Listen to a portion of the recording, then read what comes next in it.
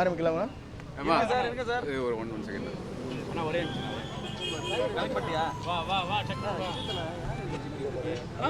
வாங்கிக்கோ.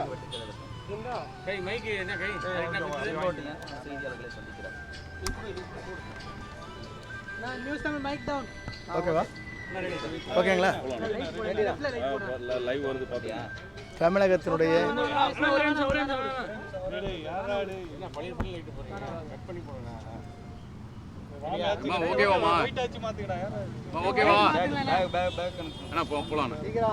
தமிழக வெற்றி கழகத்துடைய தலைவர், நாளைய தமிழகத்தை ஆளப் போகின்றவர்,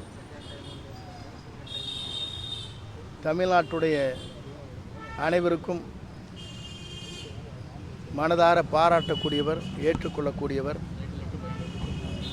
இன்று தமிழகமே திரும்பி பார்க்கின்ற அளவிற்கு இளைஞர்கள் நிறைந்திருக்கிற, பெண்கள் நிறைந்திருக்கிற, தாய்மார்கள் நிறைந்திருக்கிற ஒரு இயக்கத்தினுடைய தலைவராக நாளை தமிழகத்தில் 2026 தேசிய கொடி ஏற்றி வைக்கக்கூடிய ஒரு தலைவர் இன்று தமிழக காவல்துறையின் தலைமை காவல்துறை அதிகாரி அவர்களை சந்தித்து இன்று ஒரு மனுக்களை கொடுத்திருக்கிறார்கள். பல்வேறு பணிகள் இன்றைக்கு அவருக்கு இருந்தாலும் கூட அதை தவிர்த்துவிட்டு பெண்களுடைய இழிவுபடுத்தி பேசிய வார்த்தைகளை மனதிலே வைத்து நம்முடைய தமிழக வெற்றி கழகத்தினுடைய பெண்களை தரம் தாழ்த்தி பேசி வரும் திரு பொன்ராஜ் அவர்களை மீது கடுமையான நடவடிக்கை எடுக்கப்பட வேண்டும் என்ற நோக்கத்தோடு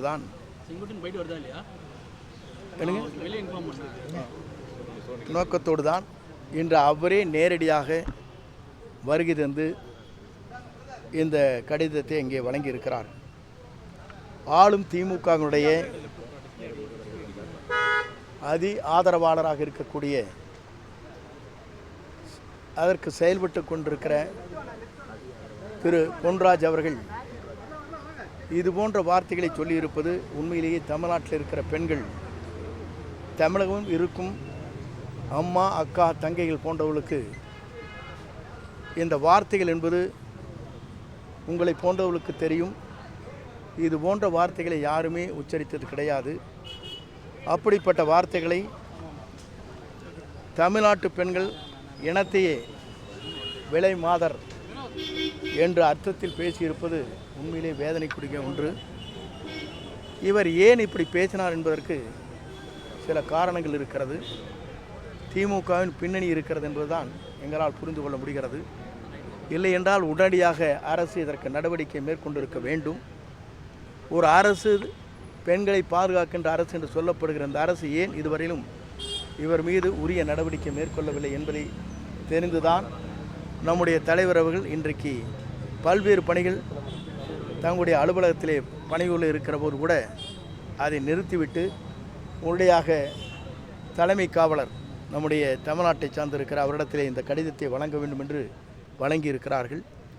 இதில் குறிப்பாக அவர் மீது இது போன்ற வார்த்தைகளை சொல்லியிருக்கிற அவர் மீது கடுமையான நடவடிக்கை மேற்கொள்ள வேண்டும் என்பதுதான் அவருடைய கடிதத்தின் மூலமாக கொடுக்கப்பட்டிருக்கிற நிலை. ஆகவே இந்த கடிதத்தின் மூலமாக உரிய நடவடிக்கை எடுப்பதாக நம்முடைய தமிழ்நாடு தலைமை காவலர் அவர்கள் இன்றைக்கு நம்மிடத்திலே உத்தரவாதத்தை தந்திருக்கிறார்கள். பொறுத்திருந்து பார்ப்போம். சார் சந்திச்சுட்டு போயிட்டாங்களா? மனு வாங்கிட்டு என்ன டிஜிபி என்ன சொன்னாங்க? உரிய நடவடிக்கை விரைந்து எடுக்கப்படும் என்றார். தலைவர் என்ன சொன்னார்? பேசும்போது இந்த மாதிரி ஒரு பெண்களை பற்றி இவ்வளவு இழிவாக பேசிவிட்டு நான் அது பேசியது தான் என்று சொல்வது என்பது வருந்தத்தக்க ஒன்று மட்டுமல்ல, வேதனை அளிக்கக்கூடிய ஒன்று என்று கூட சொன்னார். இவர் உண்மையிலேயே நம்முடைய கழகத்தை சார்ந்திருக்கிற தாய்மார்களையும் சகோதர சகோதரிகளையும் இது போன்ற வார்த்தைகளை சொல்லியிருப்பது ஏற்றுக்கொள்ள முடியாது என்ற நிலையிலே தான் அவரே நேரடியாக வந்திருக்கிறார். ஒருவேளை நடவடிக்கை எடுக்கலன்னா அடுத்த கட்டமாக என்ன முடிவு? பொறுத்திருந்து பாருங்கள், அதற்கு பிறகு என்ன செய்வோம் என்பதை நீங்கள் தெரிந்து கொள்வீர்கள். சார், பெரம்பூரில் பிரச்சாரத்தை நடத்த போகிறதா சொல்லியிருக்காங்க. நாளைக்கு வேட்பாளர் அறிமுகம் நடக்க போகுது. அதுக்கெல்லாம் எந்த அளவுக்கு தயாராக இருக்குங்க? 234 வேட்பாளர்களும் தயாரா சார்? பொதுவாக இன்று மீண்டும் அவரை நாங்கள் சந்திக்க போகிறோம். அதற்கு பிறகுதான் என்ன முடிவு என்பதை எங்களால் தெரிந்து கொள்ள முடியும். இன்னும் வேட்பாளர் இப்போ உறுதி ஆகலையா சார்? இல்லை, அதுக்கு பிறகுதான் எதுவாக இருந்தால் எந்த கருத்துக்களையும் எங்களால் வழங்க முடியும். இதை மட்டும் நீங்கள் எடுத்துக்கொள்ளுங்கள். இது மக்களுக்கு சென்று அடையட்டும்.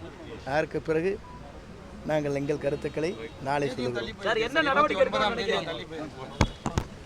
அஜித்